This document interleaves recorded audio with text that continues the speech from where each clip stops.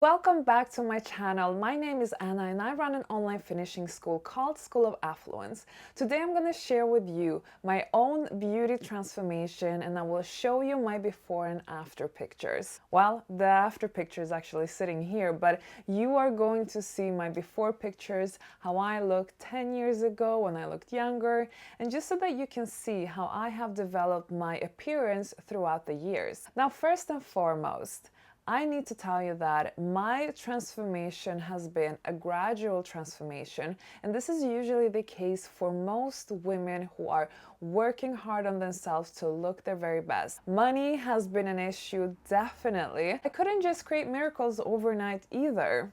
You have to have patience when you create a transformation, and that's definitely something that I had to practice. I don't know exactly how many years my transformation took or exactly how much money it costed me. Majority of it was self-funded. I have worked, saved up money, and invested in myself. I actually like investing money in myself. I still do it today. I think it's the best stock you can ever buy when you invest in yourself, because you know that there will be return on investment in the future where you will be harvesting benefits as a result from you making this effort today. So that has always been my motivation and why I've always strived to bettering myself and looking my best. But it doesn't mean I always looked my best. Not at all. I definitely started out as a typical plain Jane. It took me many years to figure out how to level up my looks.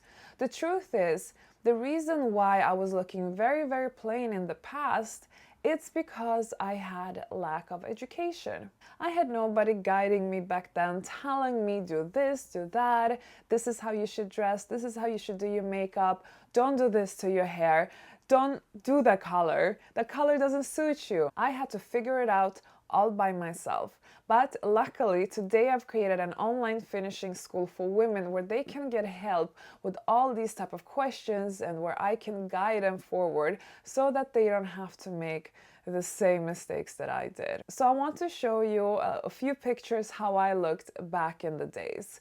A few pictures how I looked when I just started my jet-setting journey when I was 19, and yeah, you can see for yourself. So back then I was definitely chubbier. I had loads of baby weight. My weight has been throughout the years a little bit up and down. I've never been overweight, but I can tell you that I've definitely been unhealthy. Lived an unhealthy lifestyle where I didn't really know how to eat properly. I thought pasta was healthy, for instance, which was not. Consuming takeaways and carbs as primary meals. So it took me many years to understand and educate myself about health and nutrition and do a proper lifestyle change. Once I did that, I lost quite a lot of weight, which is the same shape that I have today. Many people ask, how much do I weigh? How tall I am? I am 170 centimeters tall, that is about 5'7", and my current weight is about 56, 57 kilos, that is around 125 pounds. I've managed to keep myself on this level thanks to fasting, thanks to healthy eating habits, and thanks to the fact that I have this education now in me where I really stay away from food that I know are not good for me. To be quite honest, I can put on weight quite easily. I am not one of those women who have very fast metabolism, so I really have to watch out with what I eat, but thankfully fasting has been my savior, because it really balances out those days when I'm cheating, because I do eat dessert when I go out for dinners, I do like my wine and so on, but when I do intermittent fasting throughout the week, or when I do my once a week whole day fasting, it just balances out and makes me not to put on weight, which I'm really happy about. Now, other issues from the past is I did not know how to apply makeup, how to do my hair, the appropriate hair color, appropriate fashion. I did not really know how to style myself.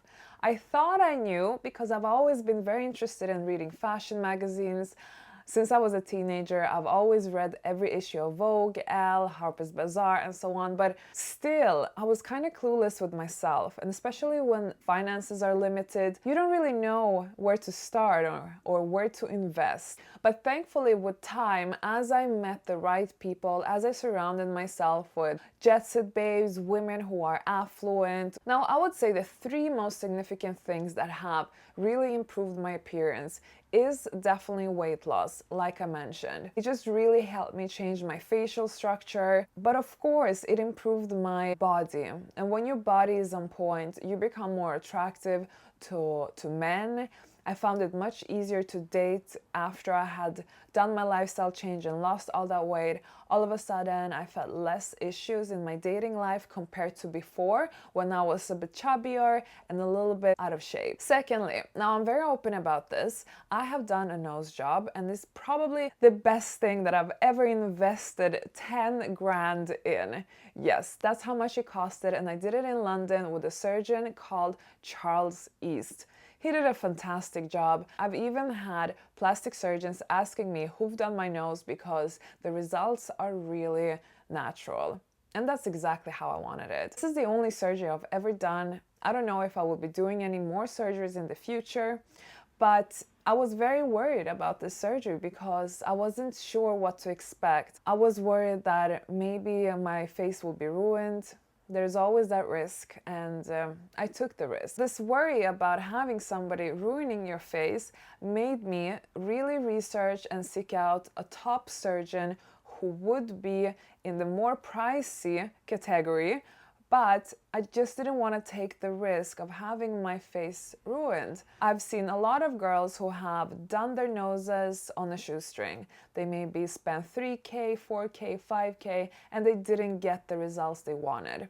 Now I know that it's not always bound to how much you pay equals what results you're gonna get, but I didn't want to risk it, so I rather paid more, but at least I could feel secure that my nose was in professional hands. Number 3, and oh my god, do I love my extensions. You know, ladies, I have terrible hair.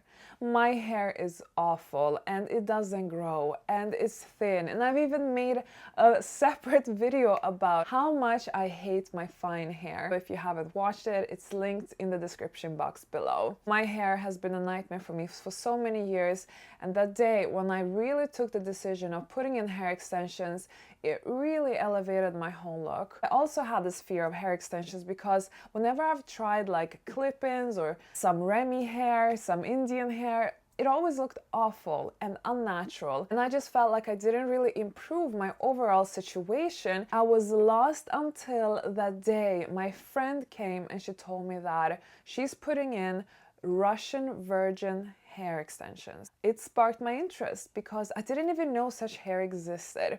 You see, with the right education, I might have been informed about it years and years before and could have had better hair earlier on in life. But anyway, it's a bit too late to regret now. This is why I say you need to surround yourself with the right people who give you the right information so that you know what you can do with your appearance and look your best. Because the worst is when you don't have access to this information, you are lost and you don't look your best. So when I found this woman in London who does my hair, I don't go to anyone else. She gets this hair straight from the factory. It's unprocessed and it has never been colored, or the cuticles have not been, whatever they do with it. I don't know what they do. But basically when they cut it off from somebody's head, then they put the keratin bonds on it, and of course they wash it, or they, I hope they wash it. No, of course they do. They do process it in terms of the cleaning wise. But then my extension lady, she buys it and she puts it in my hair. So the result come very natural, and I would say the best part with my hair extensions is that it's very similar to my own hair, meaning that it blends in very well. And I think that is the secret to successful hair extensions. Getting hair that is very similar to your own. If you have dark hair, maybe you can do Indian hair or Brazilian hair. I don't know. But if you are somebody who have fine hair like me, you should really look into Slavic hair or Russian virgin hair. I've done more transformational parts as well. Fillers, Botox, etc. I've really spoken about in detail in my online finishing school, where I'm guiding students in my own transformation and kind of sharing in detail how I funded everything, exactly what I've done, and let them get insights to how they can do this themselves. I hope you enjoyed this video. I will see you in the next one.